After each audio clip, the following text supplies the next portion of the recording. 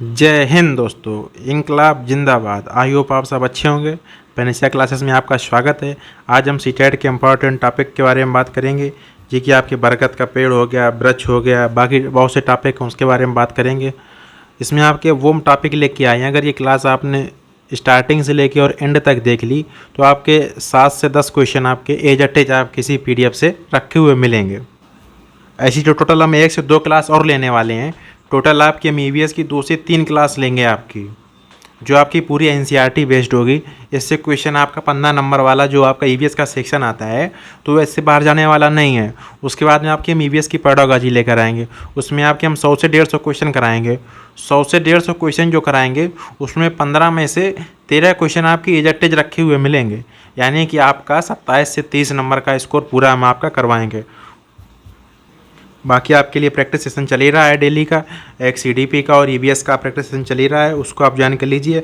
जैसे हाथी है, हाथी मतलब आपके कितने ग्रुप में रहता है, या फिर रेशम कीट हो गया, हाथी ग्रुप में कितने बच्चे रहते हैं, कितने घंटे सोता है, ये सब आपको आज हम बताएंगे। खेजड़ी वृक्ष है आपका राजस्थान में, मसाला कहाँ से आया, कहाँ से कौन लेके आया, कौन सा मसाला कौन से कौन से देश से आया, ये सब आपको हम बताएंगे। आपका जैसे आपका सूर्य है, प्रकाश भोजन कैसे बनाते हैं, ये सब आपका इस वीडियो में कवर करेंगे हम। अगर आप लोगों ने प्रैक्टिस सेशन नहीं देखा है तो आप लोग प्रैक्टिस सेशन जरूर देख लीजिएगा, उससे आपको बहुत हेल्प मिलेगी।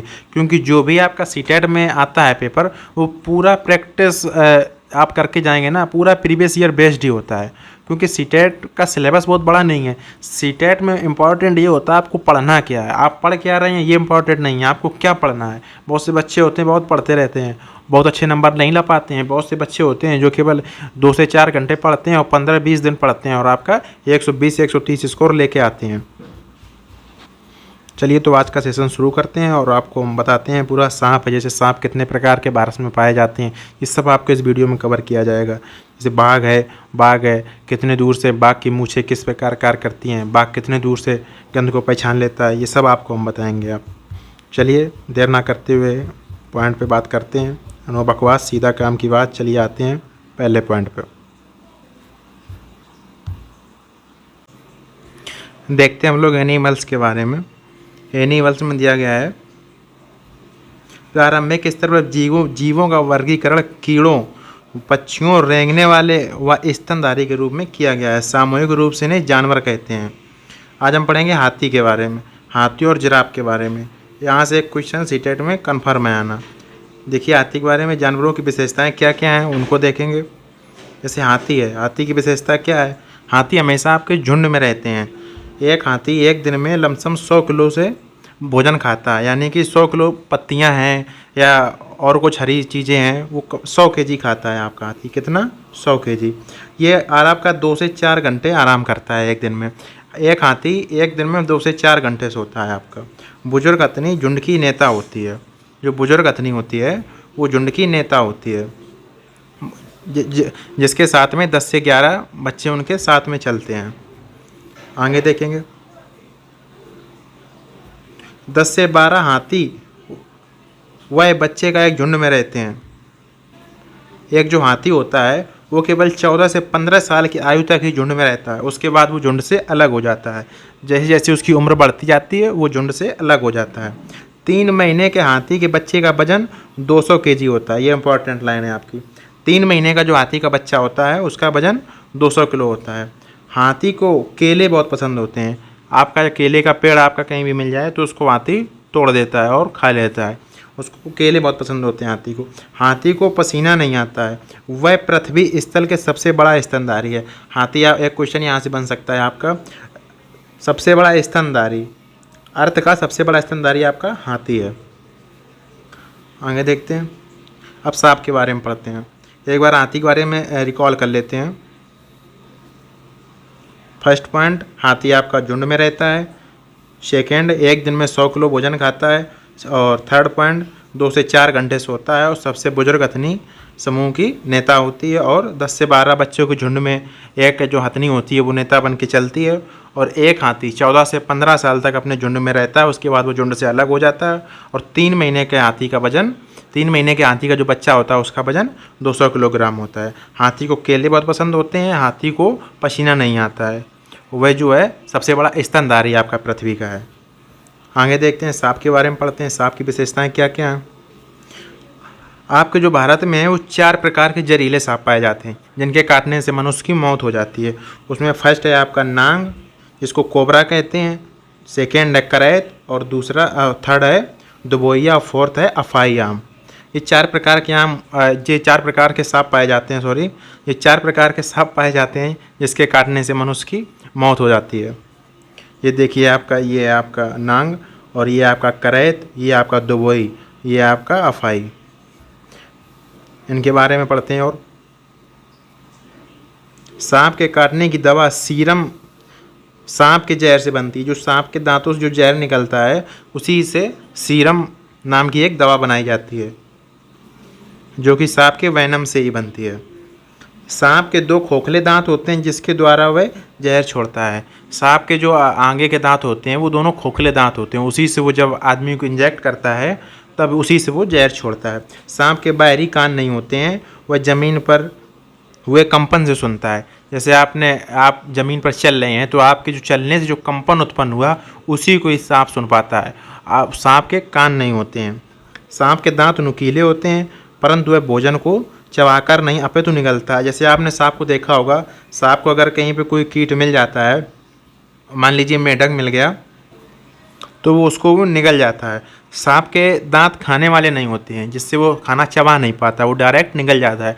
कभी कभी क्या होता है, जैसे बड़ा शिकार उसको मिल गया तो उसको निगल जाता है, तो उसको फिर दिक्कत होती है, उसको वो दोबारा बाहर निकाल देता है। सांप के दांत नुकीले होते हैं, परंतु वह भोजन को चबाकर नहीं खाता, अपितु निगलता है। आगे देखते हैं। ये देखिए सांप का जहर इस तरह आपका निकलता है। ये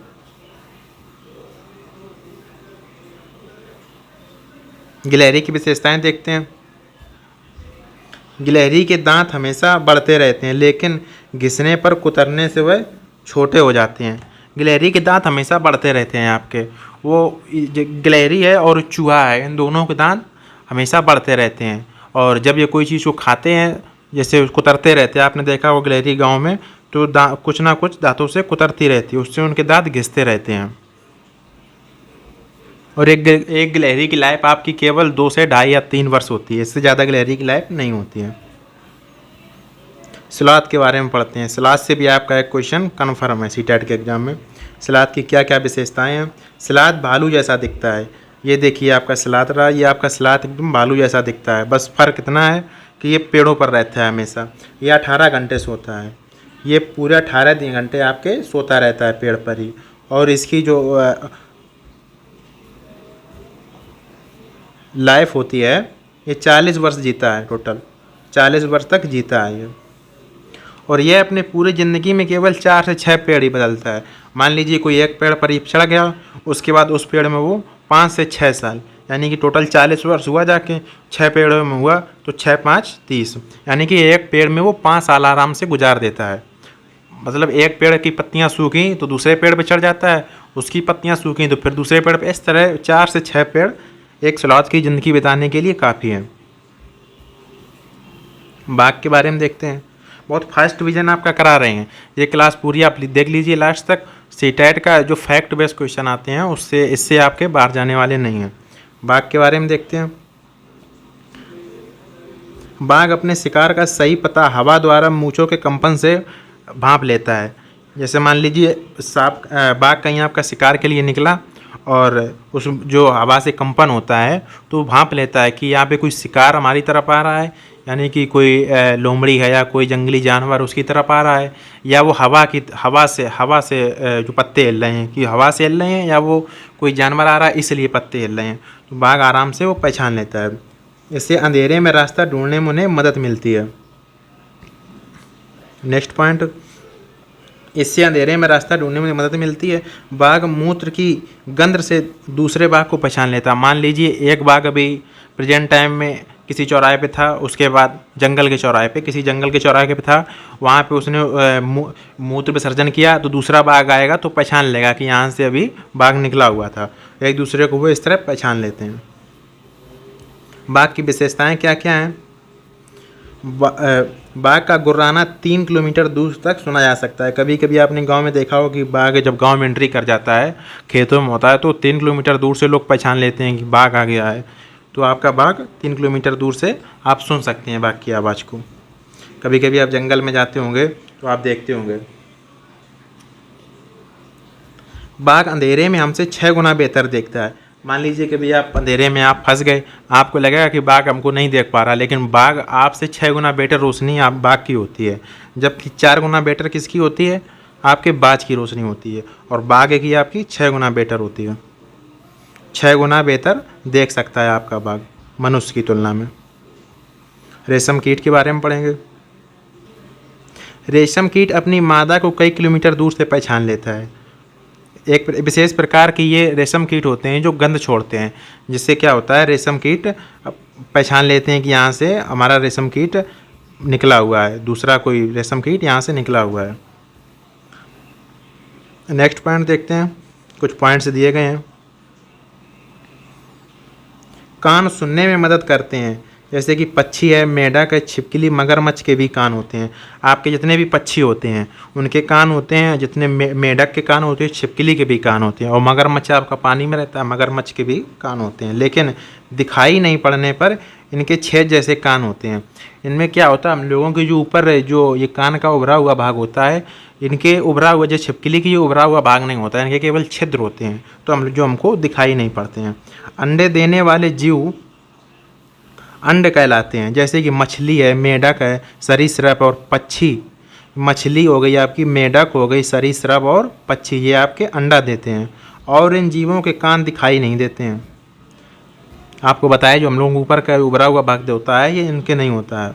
वह शरीर पर बाल नहीं होते हैं, और इनके शरीर पर बाल नहीं होते। जैसे छिपकली के शरीर पर बाल नहीं होता है। जो अंडे देते हैं उनके शरीर पर बाल नहीं होते हैं। और सीधा सीधा पॉइंट यही है, जो अंडे देते हैं उनके शरीर पर बाल नहीं होते हैं, और कान का ऊपर उभरा हुआ भाग नहीं होता है। और जो अंडे देते हैं, जो जानवर या जो मनुष्य अंडे देते हैं, जो बच्चे देते हैं, उनके बाल होते हैं शरीर पे, और कान का ऊपर उभरा हुआ भाग होता है। देखिए आपके नेक्स्ट पॉइंट में दिया गया है, बच्चे देने वाले जीव जरायुज कहलाते हैं। ये पॉइंट आपको याद रखना है। अंडे देने वाले अंडज और बच्चे देने वाले जरायुज कहलाते हैं। जैसे स्तनधारी, इनके कान दिखाई पड़ते हैं तथा शरीर पर बाल होते हैं। जैसे मनुष्य हो गया, इसके कान ऊपर उभरे हुए दिखाई देते हैं। जैसे कि आपका कुत्ता हो गया, इनके कान ऊपर उभरे हुए दिखाई देते हैं। ये सब क्या देते हैं? बच्चे देते हैं। जैसे आपका भैंस हो गया, गाय हो गया, इनके कान ऊपर उभरे हुए दिखाई देते हैं। ये क्या देते हैं? बच्चे देते हैं। आगे देखते हैं, गाय के आगे के दांत छोटे व पीछे के बड़े व चपटे होते हैं।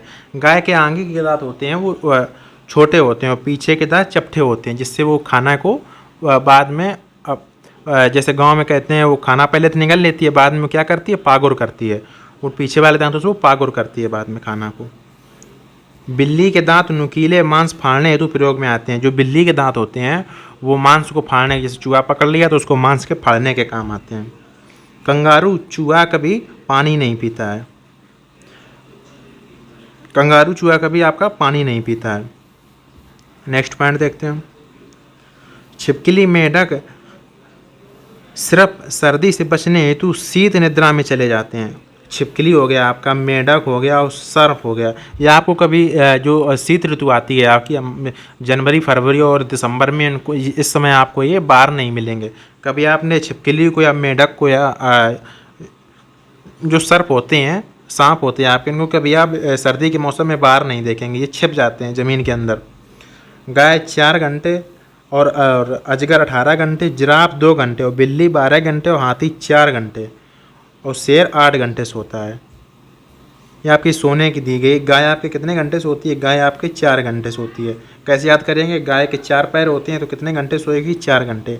अजगर कितने घंटे सोता है? अजगर 18 घंटे सोता है, अभी थोड़ी देर पहले पढ़ाया था। जिराफ आपका 2 घंटे सोता है, बिल्ली 12 घंटे। यानी कि आप ऐसे याद कर लीजिए, बिल्ली हमेशा रात में घर में अटैक करती है, यानी कि कुछ खाने के लिए हमेशा बिल्ली रात में घूमती है। यानी कि रात है, मतलब दिन और रात मिल के 12-12 घंटे के दिन, 12 का डे, 12 का नाइट मिल के एक दिन बनता है। तो बिल्ली हमेशा नाइट में घूमती है। नाइट होती है 12 घंटे की, यानी कि बिल्ली हमेशा रात में आती है, तो 12 घंटे, यानी कि 12 घंटे बिल्ली सोती है, यानी कि पूरे दिन सोती है, रात में वो खाने के लिए निकलती है। हाथी 4 घंटे, हाथी की 4 पैर होते हैं, यानी कि हाथी 4 घंटे सोता है। और आपका शेर का याद कर लीजिए, शेर आपका 8 घंटे सोता है। आगे देखते हैं। सांपों को नचा वालों को कालबेलिया कहते हैं। जो आपके सांप नचा जाता है आपका राजस्थान में, उनको क्या कहते हैं? जो सांप नचाने वाले लोग होते हैं उनको क्या कहते हैं? कालबेलिया कहते हैं। ये आपके राजस्थान में होता है, सांप डांस किया जाता है, वहाँ पे सांप लोग गले में डाल के डांस करते हैं, उनको कालबेलिया कहा जाता है। कालबेलिया डांस आपका राजस्थान में होता है। आगे देखते हैं।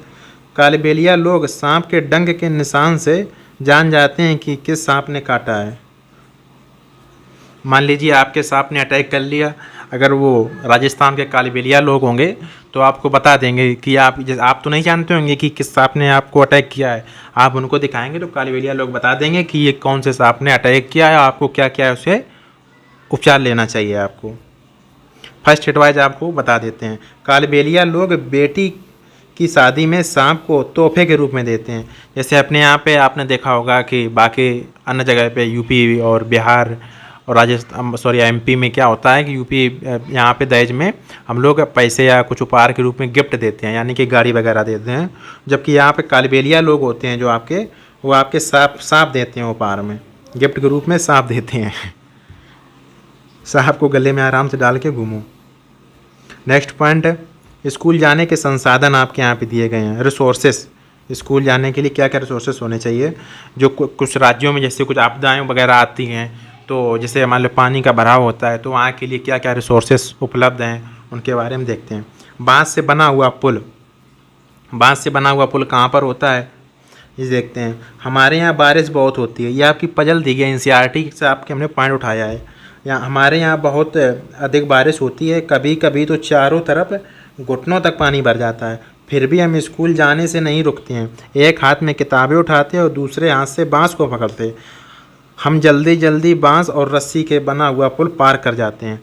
आपसे पूछा गया है कि जो है कि बारिश के समय में जब वहाँ पे आपदाएँ वगैरह आती हैं, अधिकांशतः वहाँ पे बांस का जो पुल होता है उसी पे लोग चल के पुल को आपके पार करते हैं और पार करके वो स्कूल वगैरह जाते हैं। वहाँ पे बांस के पुल बने होते हैं। ये आपका कौन सा राज्य हो गया? असम में होता है ये। नेक्स्ट देखते हैं। ट्रॉली, ऊपर जो आपको पॉइंट बताया है ये आपका बहुत इंपॉर्टेंट है। ये बांस वाला क्वेश्चन, यहाँ से भी आपका एक क्वेश्चन अवश्य बनता है। कभी कभी आपसे पूछ देगा कि सीता अपने विद्यालय जाती है और वो एक हाथ में बुक लेगी, एक हाथ में बांस से रस्सी पकड़ेगी, बांस से बंधी हुई रस्सी पकड़ेगी, वो किस राज्य में रहती है। इस तरह आपसे क्वेश्चन सीटेट में पूछे जाते हैं। आगे देखते हैं। ट्रॉली, स्कूल पहुंचने के लिए हमें रोज़ नदी पार करनी होती है। खूब चौड़ी और गहरी नदी, नदी के पार जाती हुई मजबूत लोहे की रस्सी होती है। यह दोनों तरफ से भारी पत्थरों या पेड़ों से कस कर बंधी हुई होती है। ट्रॉली यानी कि लकड़ी से बना हुआ झूला जो होता है वो पुल की मदद से इस रस्सी पर सरकती है। हम 4-5 बच्चे एक साथ ट्राली में बैठ जाते हैं और पहुंच जाते हैं नदी के उस पार। तो ऐसा किस राज्य में होता है ये आपसे पूछा गया। तो ऐसा आपका कौन से राज्य में होता है? तो ये आपका लद्दाख में होता है, ये दिया गया है। लद्दाख में एक लकड़ी का ऐसा तंबू टाइप का बनाते हैं, उसमें लोग बैठ के नदी पार करते हैं। नेक्स्ट पॉइंट देखेंगे।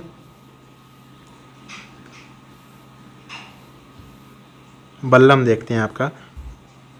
केरल के कुछ भागों में बच्चे पानी को पार करने के लिए बल्लम, यानी कि बल्लम किसको कहते हैं? आपके बल्लम लकड़ी की बनी हुई छोटी सी नाव होती है जिसे बल्लम कहा जाता है, में बैठकर स्कूल पर पहुंचते हैं। तो ये आपसे पूछा जाएगा, आपके पेपर में आएगा, कहाँ के लोग बल्लम में बैठकर नदी को पार करते हैं? तो आपका हो जाएगा केरल। केरल के लोग बल्लम में बैठकर नदी को पार करते हैं।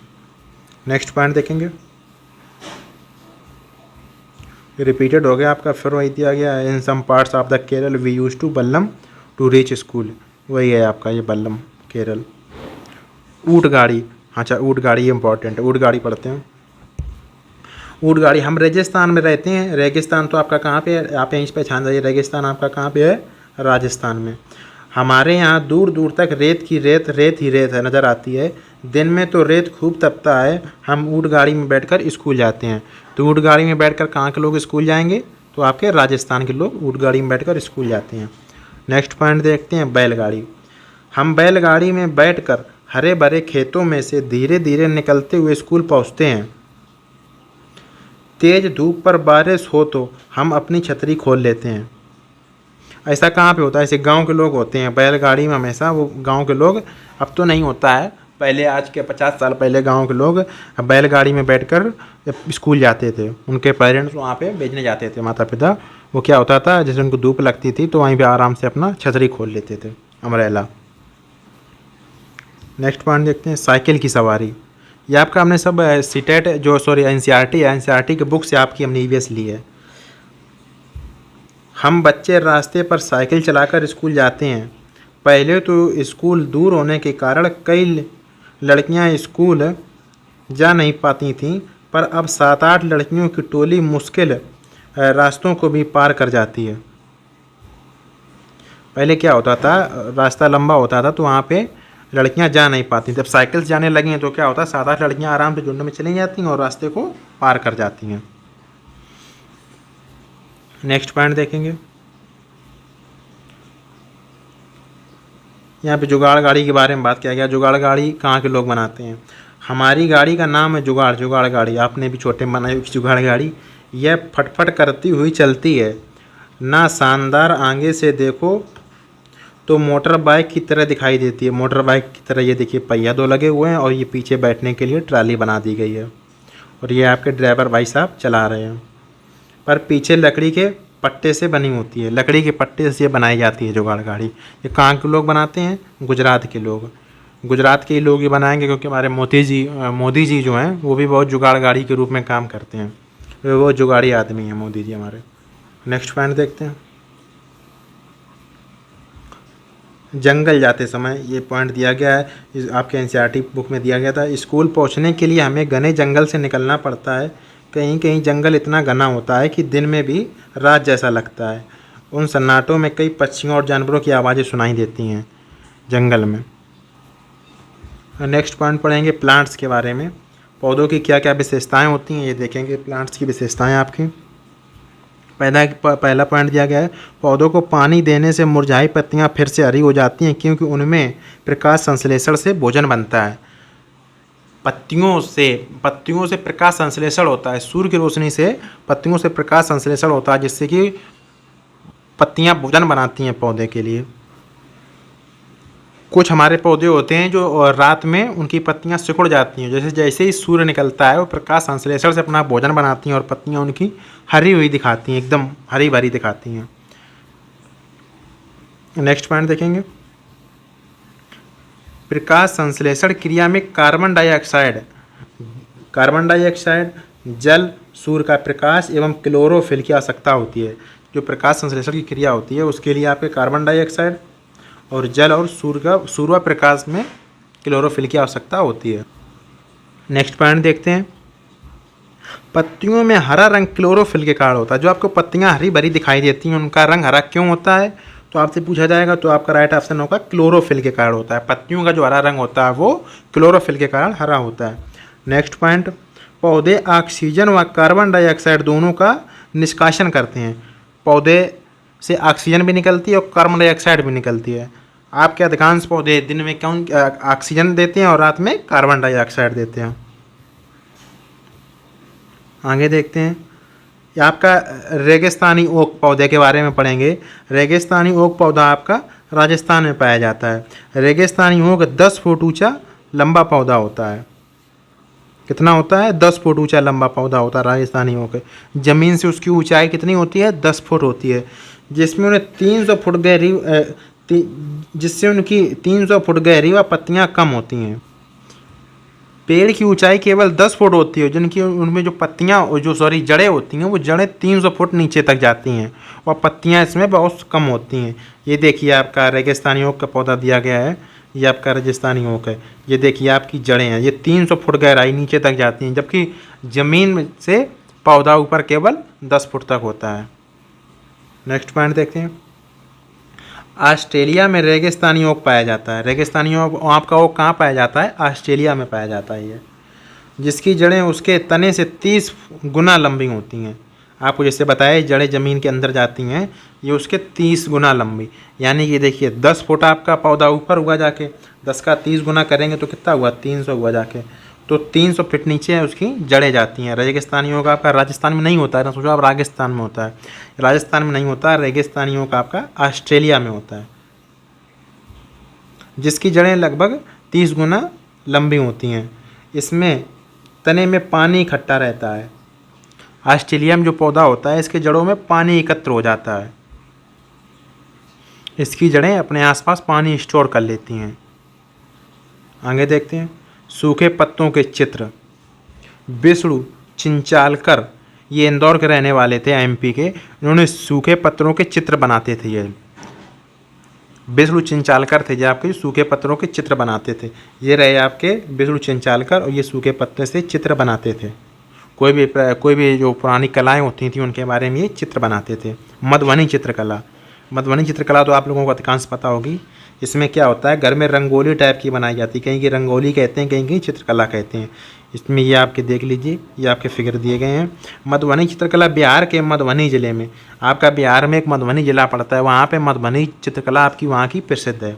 इसमें चावल के घोल में रंग नीला हल्दी मिलाकर इंसान, जानवर के और पेड़ पौधों के, पक्षियों के और मछलियों व अन्य जंतुओं की रेखा चित्र बनाता है। यानी कि ये आपके जानवर हो गए और फूल पत्ती हो गए, मछलियाँ हो गए, इनके सबके चित्र बनाता है आपका। उसमें घोल किस किस का मिलाया जाता है, चावल को पीस लेते हैं उसका घोल होता है, और नीला रंग और हल्दी मिला के उसको पेस्ट तैयार कर लेते हैं, उसी से आपकी चित्रकला बनाते हैं। उसको कौन सी चित्रकला कहते हैं, मधुबनी चित्रकला। नेक्स्ट देखते हैं, अब आपके फूल के कुछ पॉइंट देखते हैं। फूल में आपका पाया जाता है पॉलिनेशन, पॉलिनेशन के बारे में देखते हैं। परागकण, पंखुड़ियों के अंदर फूल के बीच में कुछ पतली पाउडर जैसी रचनाएं दिखाई देती हैं। ये आपके फूल होता है, पतली पतली ये आपकी जो रेखाएं दिखाई देती हैं, इन्हें ही पराग कहते हैं। परागकण पाउडर जैसा होता है। परागकण जब आपने देखा होगा कि जब कोई सरसों का फूल होता है या कोई वैसा फूल होता है, तो उसमें आप जब बीच में उंगली लगाएंगे जहाँ पे पराग होता है, तो वहाँ पे थोड़ा सा हाथों में वाइट वाइट कलर का आ जाता है, तो वो पाउडर टाइप का होता है आपका परागकण। परागकण पे प्रक्रिया जिसके द्वारा पौधे क्या करते हैं, आपके रिप्रोडक्शन करते हैं। नेक्स्ट पॉइंट देखते हैं, बरगद वृक्ष के बारे में पढ़ेंगे। बरगद सबसे पुराने वृक्षों में से एक है। बरगद से सहारा देने की वाली कई जड़ें होती हैं। बरगद का पेड़ आपका ये रहा, बरगद में छोटी छोटी ये होती हैं, जड़ें निकली हुई होती हैं, यह आपकी ज़मीन में सहारा देती हैं, क्योंकि इसका पेड़ बहुत बड़ा होता है, तो पेड़ को खड़े रहने के लिए ये ज़मीन में पत्तियाँ सहारा देती हैं। बरगद का वृक्ष सैकड़ों वर्ष तक जीवित रहता है। बरगद का पेड़ आपका 100 साल से ज़्यादा तक, सैकड़ों वर्ष तक, यानी कम से कम 700-800 से सैकड़ों वर्ष तक बरगद का वृक्ष आपका जीवित रहता है। नेक्स्ट देखते हैं, फूलों की घाटी उत्तराखंड। कचनार के फूल आपके कहाँ पे, यूपी में, और केले की सब्जियां कहाँ पे, केरल में। काफार केला और काफार केरल, केरल के फूलों की सब्जियां आपकी केरल में। महाराष्ट्र में सहजन के फूल के पकौड़े, सहजन के फूल के पकौड़े कहाँ पे, महाराष्ट्र में हो जाते हैं। नेक्स्ट पॉइंट देखते हैं, दवा में प्रयोग होने वाले फूल, जैसे कि आपका दवा में कौन कौन से फूल प्रयोग में आते हैं, जैसे कि गुलाब हो गया, केसर हो गया, अजवाइन हो गया, सर्पगंधा हो गया और अर्जुन हो गया है। ये आपके दवा में विशेष अलग अलग के रूपों में प्रयोग किए जाते हैं। नेक्स्ट देखते हैं, इत्र व कवेड़ा चमेली व गुलाब से बनते हैं। इत्र व कवेड़ा, जो इत्र आपका होता है, वो इत्र आपके गुलाब को पीस के और उसी की सुगंध से आपका इत्र बनाया जाता है, गुलाब और चमेली के फूलों से। उत्तर प्रदेश का कन्नौज जिला इत्र के लिए प्रसिद्ध है। इत्र के लिए आपका कन्नौज जिला, जो आपके कानपुर के से लगा हुआ है, आपका कन्नौज यूपी में कानपुर से लगा हुआ कन्नौज जिला है, वहाँ पे आप इत्र के लिए प्रसिद्ध है आपका कन्नौज जिला। इत्र फूलों का शुद्ध अर्थ होता है। यह आसवन बीज से बनाया जाता है। जो अब फूल होते हैं और फूल को आसवन विधि से बना के उसका रस निकाला जाता है। जैसे मान लीजिए आपके 10 केजी आपके फूल लिए गए, उसको आसवन करके जो आपका शुद्ध इत्र होता है वो आपका मैक्सिमम से 50 ml निकलेगा। 10 किलो जो आपके फूल होंगे उससे केवल 50 ml आपका इत्र निकलेगा, जिसको कहते हैं शुद्ध इत्र। बाकी जो मार्केट में आता है वो शुद्ध नहीं होता, वो सब मिल के बनाया जाता है। रात में खिलने वाले फूल सफ़ेद व सुगंधित होते हैं। जितने भी फूल आपके, जैसे रात में का एक फूल आता है राजा रानी शायद आता है, जितने भी रात में फूल खिलते हैं वो सब सुगंधित होते हैं। नीम, कीकर व खेजड़ी वृक्ष में कीड़ा नहीं लगता है। खेजड़ी वृक्ष आपका कहाँ पाया जाता है? राजस्थान में। राजस्थान में इसमें कभी कीड़ा नहीं लगता है खेजड़ी वृक्ष। ये काफ़ी बड़ा होता है। इसकी छाल भी आपके दवा के रूप में यूज की जाती है। खेजड़ी वृक्ष की जो छाल होती है, यानी कि जो उसकी ऊपर की त्वचा होती है, वो भी आपके दवा के रूप में यूज की जाती है। गुलाब जल प्लस ग्लिसरीन, ये आपके एनसीईआरटी के उसमें बुक में दिया गया है। गुलाब जल प्लस ग्लिसरीन प्लस नींबू का रस के इस्तेमाल से सर्दी में त्वचा नहीं फटती है। जैसे उसमें एक क्वेश्चन दिया गया था कि एक दादी माँ कहानी सुनाती हैं, गुलाब जल ग्लिसरीन को मिला के, नींबू का रस मिला के हम जब सर्दी में लगाएंगे तो हमारी त्वचा नहीं फटेगी। पीपल का पौधा मकान की दीवार पर उग जाता है। पीपल का पौधा आपने देखा होगा कहीं भी, कानपुर में मकान में, या आप कहीं भी रह रहे होंगे अपने आसपास, तो वहाँ पे वो दीवार में कहीं भी उग जाता है। जो नाले, नदी नाले होते हैं उनके आसपास उग जाता है। केरल के मसालों का राज्य। केरल जो है वो मसाले आपके कहाँ पाए जाते हैं? मसाले आपके केरल में पाए जाते हैं। जो हमारे पुर्तगाली आए थे सबसे पहले केरल में आए थे, वहीं पर उन्होंने मसाला सबसे पहले उगाया था, तो केरल मसालों के लिए प्रसिद्ध है। केरल आया कहाँ से है? तो आप पुर्तगाली लोग लाए थे। नेक्स्ट पढ़ते हैं खेजड़ी वृक्ष। देखिए आपको थोड़ी देर पहले खेजड़ी वृक्ष के बारे में बताया था, खेजड़ी वृक्ष आपका आ गया। खेजड़ी वृक्ष सन 1971 में राजस्थान के जोधपुर में अमृता देवी बिश्नोई ने खेजड़ी गांव में खेजड़ी वृक्ष को बचाने हेतु उन्होंने एक आंदोलन चलाया था। किसने? अमृता देवी बिश्नोई ने खेजड़ी वृक्ष को बचाने के लिए एक आंदोलन चलाया था। 363 महिलाओं के साथ स्वयं को बलिदान कर दिया था। यहाँ पे एक ये क्या होता था, खेजड़ी वृक्ष को बचाने के लिए ये लोग पेड़ से चिपक जाते थे कि पेड़ को कोई नहीं काटेगा, खेजड़ी वृक्ष को कोई हानि ना पहुँचाए, इसलिए भारत सरकार ने इनके संन्यास में अमृता देवी वन्य जीव की संरक्षण का राष्ट्रीय पुरस्कार शुरू किया था। भारत सरकार ने अमृता देवी को पुरस्कार करने के लिए इनके सम्मान में वन्यजीव संरक्षण राष्ट्रीय पुरस्कार शुरू किया था। इनकी छाल दवा के काम में हेतु आती है। थोड़ी देर पहले आपको बताया था, जो इनकी छाल होती है वो आपके दवा के काम में आती है। इसकी लकड़ी में कीड़ा कभी नहीं लगता है, ये बहुत इंपॉर्टेंट पॉइंट है। जो इस पेड़ की लकड़ी होती है इसमें कीड़ा आपका कभी नहीं लगता है। इसकी फलियों की सब्जी बनाई जाती है। राजस्थान के लोग इसकी फलियों की सब्जी खाते हैं। पेड़ और जानवर हमारे बिना रह सकते हैं, पेड़ और जानवर हमारे बिना रह सकते हैं, पर हम उनके बिना नहीं। यह खेजड़ी गांव के बुजुर्गों का कथन है। वहाँ के लोग कहते हैं कि जो पेड़ होते हैं, पेड़ तो मनुष्य के बिना रह सकता है, लेकिन जो राजस्थान के मनुष्य हैं वो खेजड़ी के बिना उनका जीवन संभव नहीं है, ऐसा वहाँ के बुजुर्ग लोग कहते हैं। ये देखिए आपका जो सम्मान आपका शुरू किया गया था, ये सम्मान दिया गया था, ये आपका खेजड़ी का वृक्ष रहा। आगे देखते हैं, बीजों का प्रकीर्णन देखते हैं। बीजों का प्रकीर्णन हवा, जल व जीवों द्वारा होता है। कैसे होता है? तो सबसे पहले प्रकीर्णन आपका हवा में और जल में और जीवों द्वारा, इनकी तीनों की आवश्यकता होती है आपके बीज के प्रकीर्णन के लिए। सोयाबीन के बारे में देखते हैं। सोयाबीन की फलियां पकाकर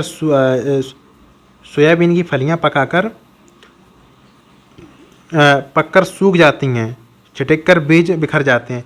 सोयाबीन होता है जो आपका, जब फसल पूरी पक जाती है, जितनी आपके 3 से 4 महीने की फसल होती है, उसके बाद में क्या होता है, अगर उसको समय से नहीं काटा गया, तो समय से अगर हार्वेस्टिंग नहीं की गई सोयाबीन के बीजों की, तो अपने आप वो सूख के चिटक जाती हैं फलियाँ। इस तरह से में दिखाया गया, ये देखिए बीज से अलग अलग 2 भागों में बढ़ जाती हैं, और जो उसका सोयाबीन का जो बीज होता है वो वहीं खेत में रह जाता है। नेक्स्ट देखते हैं। अब आपके यहाँ पे दिया गया है कि कौन कौन सी चीज़ कहाँ कहाँ से आई। जैसे पुर्तगाली लोग क्या क्या लाए थे, ये थोड़ी देर पहले आपको हमने बताया था। मसाला हमारे कहाँ से आया है? मसाला पुर्तगाली से आया है। पुर्तगाली लोग हमारे मिर्चा लेके आए थे, मिर्ची ले आए और दक्षिण अफ्रीका से लाए थे। मिर्चा पुर्तगाली लोग कहाँ से लेके आए? भारत में दक्षिण अफ्रीका से लेके आए थे। लेकिन भारत में लेके सबसे पहले मसाले कौन आया था? तो पुर्तगाली आए थे। लाए कहाँ से थे? तो दक्षिण अफ्रीका से लाए थे। नेक्स्ट देखते हैं, भिंडी आपकी भिंडी, भिंडी है, गोभी है और मटर भारत में अफ्रीका से भारत आया था, अफ्रीका से लाए थे इसको हम। अफ्रीका से एक अंद महाद्वीप भी कहा जाता है अफ्रीका को। नेक्स्ट देखते हैं, जो चाय है आसाम से लाई गई थी। चाय आपसे कहाँ से आई थी? आसाम से आई थी। और सोयाबीन चीन से आई थी। नेक्स्ट देखते हैं, बैगन, मूली, सेम, करेला, पालक, मेथी, आम, संतरा व बेर, ये कहाँ? ये सब भारतीय सब्जियां हैं। जब ये लोग पुर्तगाली लोग आए थे, पुर्तगाली हो गए, डच हो गए, जब ये लोग भारत में आए तब ये सब्जियां यहाँ पे ऑलरेडी हमारे यहाँ पे, हमारे जो पूर्वज थे यहाँ पे पहले वो सब्जियाँ उगाते थे। कौन कौन सी? बैगन, मूली, सेम, करेला। कैसे याद करेंगे? बैगन, मूली, सेम, करेला, पालक, मेथी, आम, संतरा, बेर और केला। बैगन, मूली, सेम, करेला, पालक, मेथी, आम, संतरा, बेर और केला, ये सब कौन सी हैं? भारतीय हैं। नेक्स्ट देखते हैं, थ्रेसर, यानी जो हार्वेस्टिंग आपकी होती है, थ्रेसरिंग होती है आपकी जो फसल में, तो उसको ये आपके उसके बारे में दिया गया है। दानों को बाली से अलग करने हेतु थ्रेसर का प्रयोग किया जाता है। थ्रेसर का प्रयोग गांव में कब होता है? जैसे गेहूं की फसल आपकी पक के तैयार हो गई 90 दिनों में, 90 से 100 दिनों में गेहूं की फसल आपकी पक के तैयार हो गई, उसको जब पेड़ से, यानी कि जो पौधा होता है आपका गेहूं का, उससे दाने को अलग करने के लिए आपको थ्रेसर का प्रयोग किया जाता है। ये देखिए आपका थ्रेसर, यहाँ से आप पेड़ को डालेंगे तो आपका जो भूसा होता है, जो आपका पेड़ का जो कटन होगी वो यहाँ पे आ जाएगी और दाने आपके गेहूँ यहाँ पे आ जाएगा। नेक्स्ट देखते हैं, ये दिया गया आपका निष्पमान। निष्पमान क्या कहते हैं आपको बताएं। जैसे कि आपको भी हमने बताया कि उसकी थ्रेसरिंग की जाती है गेहूं की, जब गेहूं पक के तैयार हो जाता है वो पौधों से अलग करने के लिए गेहूं को, तो वहाँ पे थ्रेसरिंग की जाती है। अगर आपको थ्रेसरिंग नहीं करनी है तो आप क्या करेंगे, गेहूं को आप माड़ लेंगे जानवर द्वारा या किसी भारी वाहन को उसके ऊपर चढ़ा के उसको माड़ लेंगे, तो उसमें क्या होगा, आपका पेड़ उसमें कुचल जाता है, तो पेड़ का जो भूसी बनेगी, टूटा हुआ कड़ होगा जो पेड़ का, और उसमें गेहूं भी शामिल होगा आपको, तो उसको दोनों को अलग करने के लिए ये देखिए इसको उड़ाया जाता है हवा में। इससे क्या होता है कि भूसा आपका दूर चला जाता है और गेहूं आपका वहीं पास में रह जाता है। इससे आपके निष्पादन विधि आप कह सकते हैं, इससे दोनों चीज़ें अलग अलग हो जाती हैं। ये देखिए यहाँ पे एक महिला उसको अलग कर रही है, जैसे यहाँ पे चावल है, ये गेहूँ है, गेहूँ चावल को अलग करने के लिए निष्पमान विधि का प्रयोग किया जाता है। नेक्स्ट देखते हैं, कीटाहारी पौधा। कीटाहारी पौधा क्या होता है? ये कीट बच्छी पौधा होता है। ये जो कीट बच्छी पौधा है इसको इसलिए कहते हैं क्योंकि ये पौधा मान लो दिन में उसका फूल खिला हुआ है और इसमें कोई भी कीट, अगर कोई भी जंतु इसमें एंट्री लेता है तो उस पौधे, वो उस जंतु को अपने अंदर बंद कर लेता है और उसको जब तक मृत्यु नहीं होती है तब तक वो उसी के अंदर बंद रहता है। ऑक्सीजन की कमी हो जाएगी तो उसकी मृत्यु होना स्वाभाविक है कीट की, इसीलिए इसको कीट बच्छी पौधा कहते हैं, कीटाहारी पौधा कहते हैं। पढ़ते हैं इसके बारे में। नेफेंथीज कीटाहारी पौधा, नेफेंथीज कीटाहारी पौधा है। यह इंडोनेशिया और भारत के मेघालय में पाया जाता है। ये हमेशा मेघालय क्षेत्र में पाया जाता है, जहाँ पे दलदली भूमि होती है वहाँ पे पाया जाता है, मेघालय में पाया जाता है। यूट्राकलिया, ड्रोरा और वैनस फ्लाई ट्रैप भी कीटाहारी पौधे हैं। मेन आपका तो यही है, नेफनीज पौधा है, बाकी कभी कभी ये भी पूछ लेता है। यूक्राकलिया, ड्रोरा और या वैनस फ्लाई ट्रैप भी कीट बच्छी पौधे होते हैं आपके। ये इस तरह होता है, जब आपका पेड़ खुला होगा, मान लीजिए आपका कोई भंवरा वगैरह इसमें बैठ गया तो क्या होगा, जैसे जब ये बैठेगा तब तो ये पेड़ खुला होगा आपका फूल, जैसे ही इसमें बैठेगा तो क्या होता है, फूल बंद हो जाता है धीरे धीरे करके। भंवरा अपने रस चूसने में लगा हुआ है, फूल हो जाता है बंद, तो जब फिर उसमें ऑक्सीजन मिलना कम हो जाएगी तो भौरे को उसमें मृत्यु हो जाती है, इसीलिए इसको कीट बच्छी पौधा कहा जाता है, यानी कि कीटों को खा जाता है। वेलक्रो के बारे में पढ़ेंगे। वेलक्रो का आविष्कार, जैसे मान लो वेलक्रो क्या होता है, जैसे आपने चप्पल पहनते हैं हम लोग, सैंडल जिसको कहते हैं, स्लीपर, तो उसमें जो चुर्रा टाइप का लगा होता है जिससे बंद करते हैं, तो उसी को वेलक्रो कहते हैं। वेलक्रो का आविष्कार जॉर्ज मेस्ट्रल ने किया था। कब किया था आपके? 19 वेलक्रो ने इसका आविष्कार कब किया था आपका? 1948 में। 1948 में आपका आविष्कार किया, किसने किया था? मेस्ट्रल ने किया था। इन्होंने क्या देखा? इन्होंने देखा कि बीच के जो हुक थे वो कुत्ते पर चिपके हुए थे। जो बीच का हुक होता है, जैसे आप हुक को देखा होगा, आपस में एक दूसरे को फंसा लेता है। इसी तरह इन्होंने क्या देखा, जो हुक, जो इस बीच के हुक थे, तो वो कुत्ते के चिपक गए। जैसे गांव में गिरगिटिया का पौधा होता है, वो आपने देखा होगा, जो लोग गांव से बिलोंग करते होंगे उन्होंने देखा होगा कि वो क्या होता है, हमारे कपड़ों में चिपक जाता है। उसी तरह आपका इसमें जो वेलेक्रो का चुर्रा टाइप का लगा होता है हमारे स्लीपर्स में, वो भी चिपक जाता है। नेक्स्ट देखते हैं, प्याज। यहाँ पे फसलें दी गई हैं आपकी, कौन कब होती है। प्याज जुलाई महीने में उगाया जाता है। आपका प्याज आपका कब उगाया जाता है, जुलाई महीने में। विलुप्त पौधे कौन कौन थे, 20 प्रजातियाँ हैं जो आपकी, जो कि विलुप्त हो चुकी हैं, जिनको रेड डाटा बुक में शामिल कर लिया गया है। विलुप्त जीव कौन सा है आपका, डाल्फिन नहीं, डायनासोर आपका विलुप्त जीव है, जबकि डाल्फिन तो आपकी सबसे बड़ी मछली कह सकते हैं। विलुप्त पक्षी कौन सा आपका, डोडो। एक डोडो पक्षी होता था, वो आपका विलुप्त की प्रजाति में आपका रेड डाटा बुक में शामिल है। नेक्स्ट देखते हैं, क्रोटोन नामक पौधा। ये बहुत इंपॉर्टेंट पॉइंट है, क्रोटोन वाला। क्रोटोन नामक पौधे द्वारा यह पता करा गया कि सिंचाई आप कब करनी है। जैसे मेरे यहाँ पे क्रोटोन का पौधा रखा हुआ है, हम लोग मकान में रखते हैं। क्रोटोन के पौधे से क्या होता है, आप क्रोटोन का पौधा, आप जैसे आपने फसल आप जिस खेत में उगाते हैं उसमें आप एक क्रोटोन का पौधा लगा दीजिए। उससे आपको पता चलता रहेगा कि आपको आपकी फसल को पानी की ज़रूरत कब है।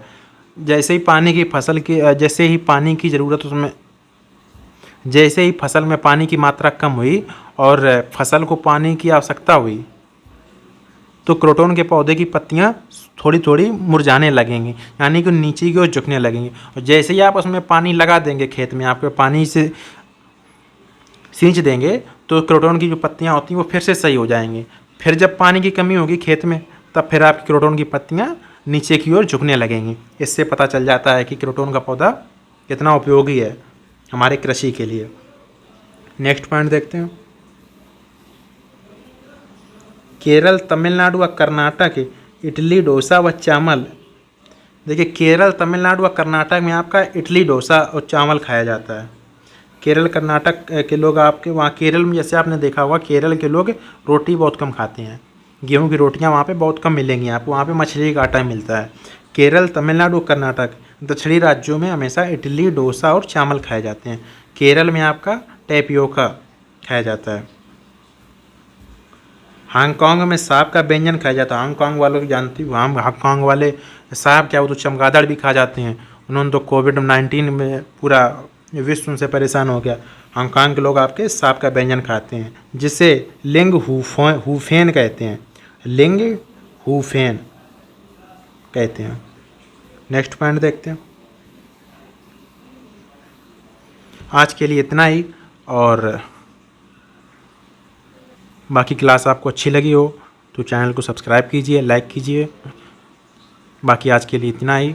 भारत माता की जय।